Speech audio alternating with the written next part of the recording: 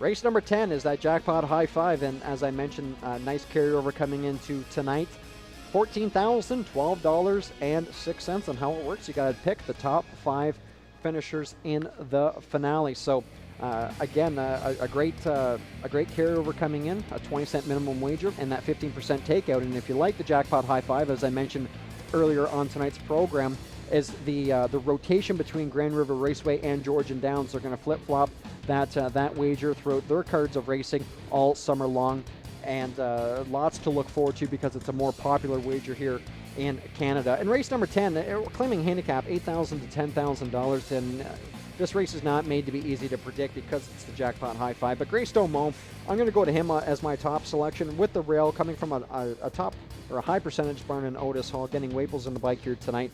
I think that with his versatility, if he can mind his manners, I think that he's a logical threat because he's been relatively consistent at this level. Click Boom was the favorite last week for the first time in the barn of Shane Arsenault, and he came up a little bit short. However, gets a better post to work with tonight, and Jody Jamieson back in the bike. And Rockham Roller, lost in translation with his back class, is an obvious play.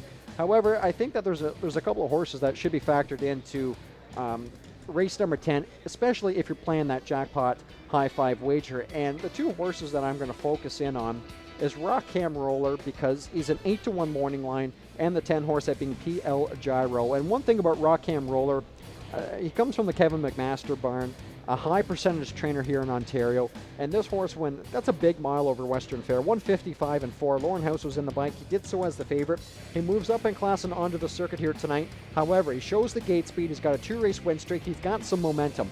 I would rank him near the top portion of your ticket because he just might be on the front or put into the race turning for home, and I think he looms as a threat. PL Gyro, on the other hand, he's been showing good back half numbers, especially good final quarter speed numbers coming from the Cal Campbell barn. Post 10 usually means he's going to demand a price. He shows some gate speed. I wouldn't be surprised to see him come off a helmet here tonight. I'm not convinced that he can win because I don't think he can win from post position number 10. However, I think he's a good option to factor into that jackpot high five race, whether he finished 3rd, 4th, or 5th, because post 10 always means gate speed or come off a helmet, maybe a getaway near the back. However, I don't think he can win tonight because of that post position. I just think he might be a good price option to factor into the back half portion of that jackpot high five.